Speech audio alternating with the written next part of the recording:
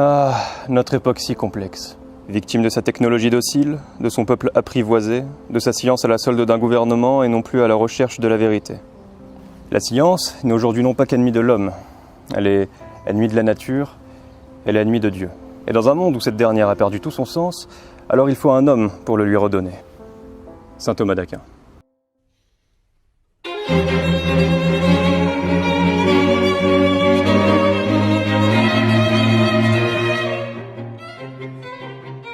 Mes amis, l'histoire que je vais vous raconter aujourd'hui retrace la vie d'un homme qui est à la fois le plus grand intellectuel de tout le Moyen-Âge et à la fois un saint catholique. Un homme qui a concilié la pensée chrétienne et la philosophie d'Aristote. Un homme qui a su allier raison philosophique et foi catholique. Un homme qui a prouvé l'existence de Dieu. C'est en 1225, au château de Roccasecca, dans la partie péninsulaire du royaume de Sicile, que naît Thomas d'Aquin. La famille d'Aquin est une grande famille italienne installée au nord de ce qu'est maintenant la Campanie. De 1230 à 1239, Thomas est oblat à l'abbaye du Mont-Cassin, une abbaye de l'ordre de Saint-Benoît. Il est lié à cette abbaye sans pour avoir autant prononcé les vœux.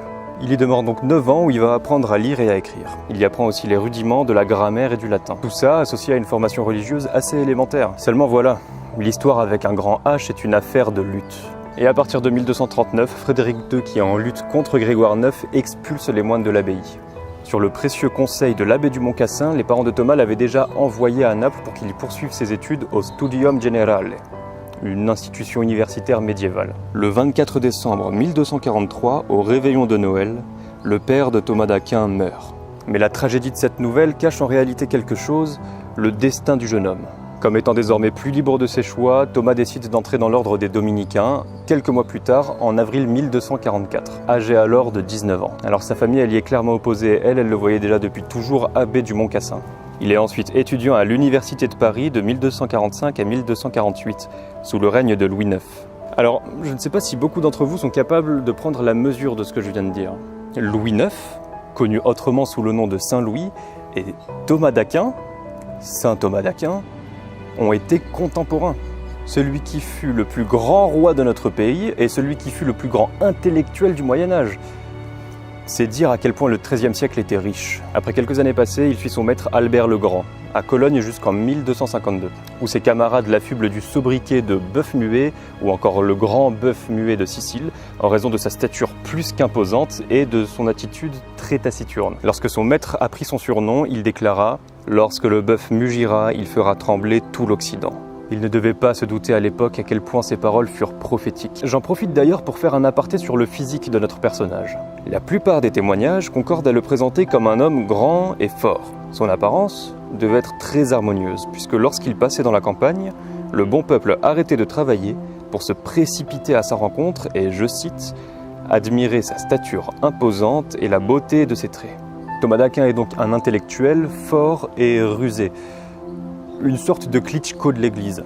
À la suite de l'apôtre Paul, Thomas établit que l'homme peut acquérir la connaissance de l'existence de Dieu à partir du monde qui l'entoure. Il est tout à fait possible d'accéder à une connaissance de Dieu sans révélation en observant le monde, par une connaissance indirecte et a posteriori. C'est d'ailleurs le sens des voies dites cosmologiques, qui conduisent à la connaissance de l'existence de Dieu par l'observation de l'univers. Thomas d'Aquin va alors proposer 5 voies, qui conduisent à conclure par l'exercice de la raison à l'existence d'un être que tout le monde appelle Dieu. L'exercice de cette connaissance rationnelle reste souvent entravé par le péché, et doit donc être aidé et complété par la révélation et par la grâce de la rédemption, moyennant lesquels l'homme, créé capable de Dieu, est conduit à atteindre sa finalité ultime, contempler l'essence de Dieu face à face dans la béatitude, c'est-à-dire après la mort pour, je l'espère, la plupart d'entre nous.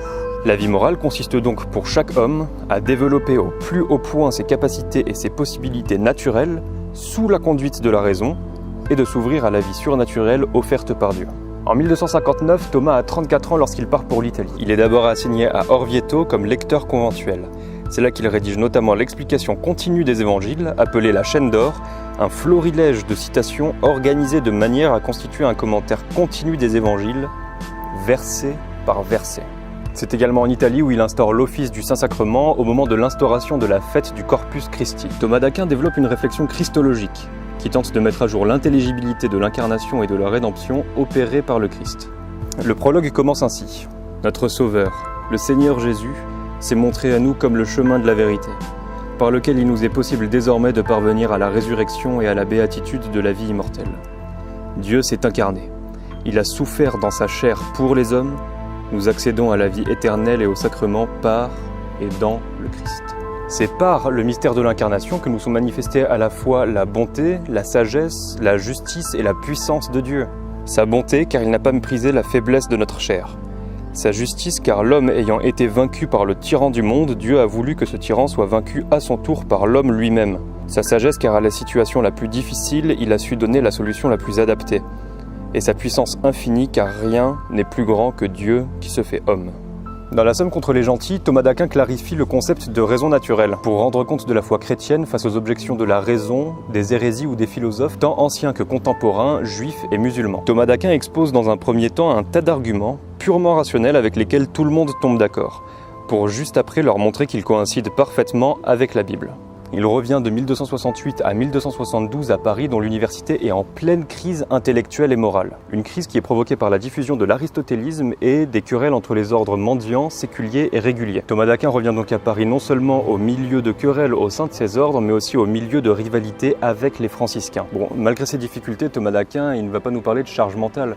Il n'est pas là pour ça, non. Lui, il est là pour travailler. Car oui, Thomas est présenté par ses étudiants comme un travailleur, un homme qui se levait très tôt avant les premiers offices et qui était très soucieux de ne froisser personne par de mauvaises paroles. Et donc, il va mener des luttes continuelles dans cette université en désordre. Et après avoir accompli un long travail pour l'enseignement et pour la rédaction de son œuvre, il est envoyé par ses supérieurs à Naples pour y organiser le Studium Generale des frères dominicains destinés à leur formation et pour y enseigner en qualité de maître régent en théologie. Alors, les raisons de cet appel à Naples ne sont pas si évidentes. On peut supposer que ce fut sur les instances du roi Charles Ier d'Anjou, le frère de Saint-Louis. Et il est certain que ce fut malgré les supplications de l'université de Paris. L'université, il y avait un homme qui tenait la baraque et voulait qu'il reste. Puis vient le 6 décembre 1273. Thomas est à la messe, jusque-là rien de nouveau, mais cette fois-ci c'est très différent. Durant la célébration de la messe, Thomas a vécu une expérience bouleversante d'extase, qui fait qu'après celle-ci, il décida d'arrêter d'écrire ou même de dicter. Son secrétaire, qui s'en inquiéta, lui demanda ce qui s'était passé.